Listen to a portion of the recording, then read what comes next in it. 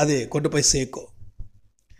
அப்போது எந்த விஷயத்தை நம்ம ஏற்றுக்கணும் அப்படின்னா, எந்தெந்த விஷயங்கள்லாம் அவமானமாக நினைக்கிறீங்களோ, எஸ், இந்த அவமானத்தை நான் ஏற்றுக்கிறேன், இந்த கஷ்டத்தை நான் ஏற்றுக்கிறேன். ஸோ ஏற்றுக்கிட்ட உடனே உங்களுக்கு அடுத்த கட்டத்துக்கு உண்டான வேலைகளையும் அங்கே நம்ம சாயப்பா நடத்தி வைப்பார்.